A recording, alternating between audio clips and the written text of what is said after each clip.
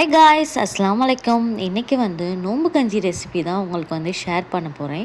நம்ம ஊரில் நோம்பு கஞ்சிக்கு பஞ்சமே இல்லை. எல்லா பள்ளியிலையும் நம்மளுக்கு கஞ்சி தருவாங்க.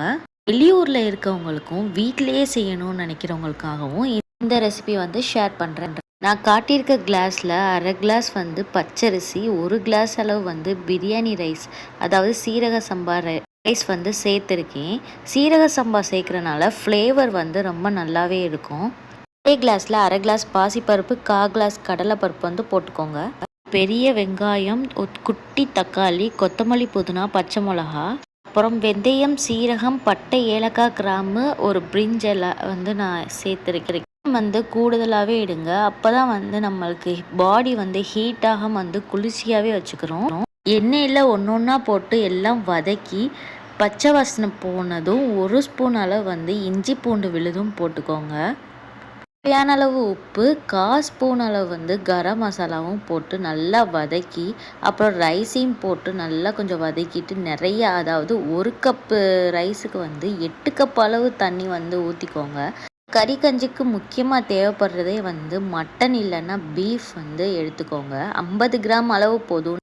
எவ்வளோ குட்டி குட்டியாக கட் பண்ண முடியுமோ அதை கட் பண்ணிவிட்டு அந்த கறியும் நல்லா சேர்த்துக்கோங்க. நிறைய கறி சேர்க்க வேணாம், 50 கிராம் அளவே போதும். நல்லா வதக்கி தண்ணி ஊற்றி ஒரு 5-6 விசில் கூட விட்டுருங்க. நல்லா மையாக கரைஞ்சிருக்கணும். அப்போ தான் நோம்பு கஞ்சியோட ஃப்ளேவர் ரொம்ப நல்லா இருக்கும். விசில் முடிச்சதும் ஓப்பன் பண்ணிவிட்டு 1 கப் அளவு தேங்காய் பால் அரைச்சி அப்படியே நல்லா மையாக அரைச்சி ஊற்றிடுங்க. இந்த தேங்காய் பால் தான் இந்த நோம்பு கஞ்சிக்கு நிறைய ஃப்ளேவரை கொடுக்கும். இதுதான் மெயின் இன்க்ரீடியன்ட் கூட சொல்லலாம்.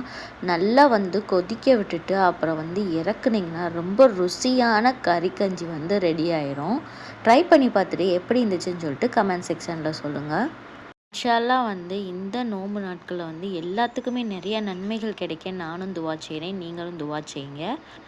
நீங்கள் ஏதாச்சும் ரெசிபி எதிர்பார்க்குறீங்கன்னா அந்த ரெசிபி என்னன்னு கமெண்ட் செக்ஷனில் சொல்லுங்கள்.